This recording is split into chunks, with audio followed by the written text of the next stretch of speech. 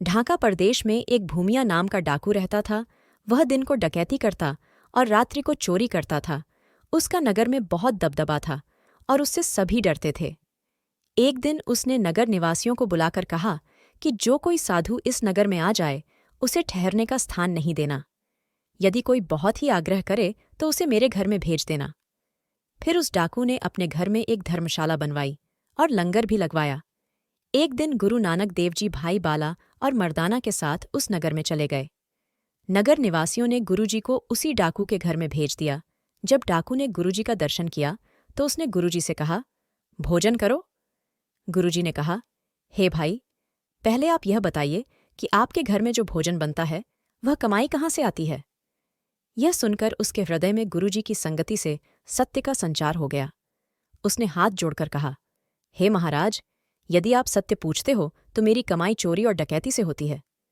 गुरुजी ने कहा, हे भाई, हम लोग चोरी और डकैती का अन्न नहीं खाते।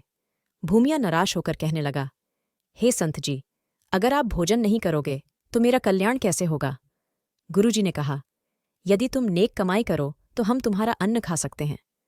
भूमिया ने कहा, हे महाराज, आप और जो कुछ भी आज्ञा दें उसका पालन करने को तैयार हूं, मगर चोरी डकैती को मैं नहीं छोड़ सकता। गुरुजी ने कहा, हे भले लोग, वह ईश्वर सभी का पालन करने वाला है, उस पर विश्वास करो और धर्म की कमाई करो। फिर गुरुजी ने कहा, अगर तू हमारे 3 वचन माने तो हम तुम्हारा अन्न स्वीकार करेंगे। उसने कहा, आप और जो भी कहो मैं मानूंगा। तब गुरुजी ने कहा, पहला वचन सत्य बोलना, दूसरा वचन जिसका नमक खाना उसका बुरा नहीं करना, तीसरा वचन गरीब मार नहीं करनी। बस ये 3 प्रतिज्ञा करो। उसने कहा, तीनों बातें मुझे स्वीकार हैं।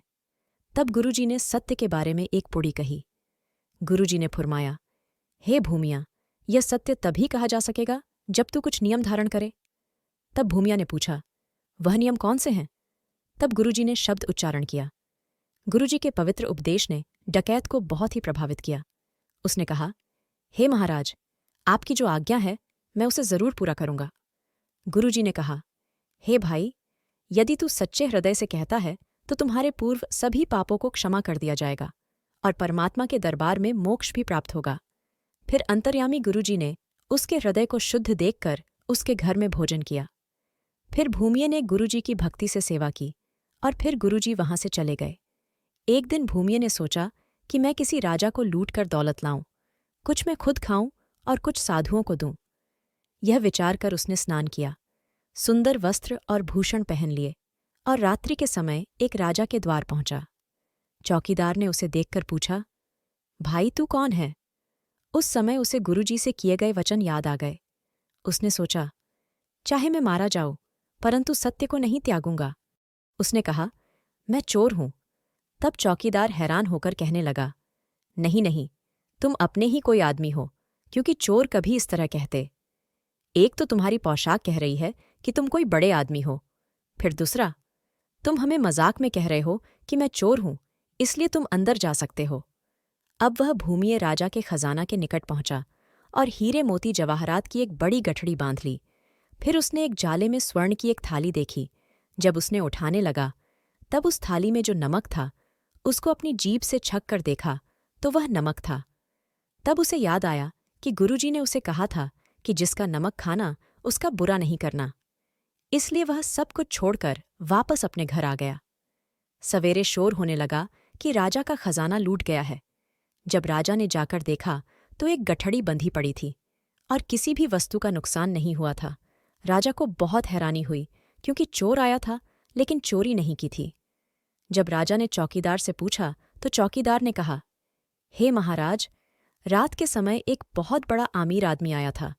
जब हमने पूछा कि तुम कौन हो तो उसने कहा, मैं चोर हूं। हमने उसकी पोशाक और चाल ढाल को देखकर समझ लिया कि वह आपका आदमी है और हमने उसे अंदर जाने दिया। उसके अलावा हमने किसी को नहीं देखा। राजा ने कहा, अच्छा, तुम उसकी भाल करो। चौकीदार और पुलिस ने बहुत खोज की परंतु उस चोर का पता नहीं चला।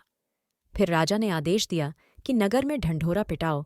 जो आदमी मेरे घर में आकर गठड़ी बांधकर और कुछ नहीं लिए चला गया है, वह यदि मेरे सामने आ जाए तो मैं उसे अपनी सारी रियासत दूंगा। 3 दिनों तक चोर का पता नहीं चला। फिर राजा ने कहा, कोई निक्कमा आदमी मिले उसे पकड़कर अच्छे से पीटो। फिर अनेक गरीबों को पुलिस मारने लगी। यह खबर सारे नगर में फैल गई और भूमिये को उसके वचन याद आ गए कि गरीब मार नहीं करनी।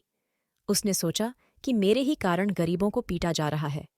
अब मैं राजा के सामने जाकर कहूंगा कि तुम्हारा चोर मैं हूं, इन गरीबों को मत मारो। भूमिये राजा के दरबार में गया और कहने लगा, मैं आपका चोर हूं। राजा ने भूमिये से कहा, तुमने मेरे कोष से कुछ भी नहीं लिया। तब उसने कहा, हे राजन, मुझे पहुंचे हुए सच्चे गुरु मिल गए थे। मैंने उनकी आज्ञा का पालन किया। यह कहकर भूमिये ने सारी बातें सुना दी। राजा के मन में गुरुजी के दर्शन करने की इच्छा हो गई। राजा ने पूछा, तुम्हारे गुरु की पहचान क्या है? भूमिये ने कहा, हे राजन, मेरे गुरुदेव पूर्ण संत हैं, उनका मिलना पूर्ण भाग्य से ही हो सकता है। राजा ने कहा, हे भाई, तुम मेरे वजीरों के सिरताज बनो और मुझे अपना शिष्य बना लो।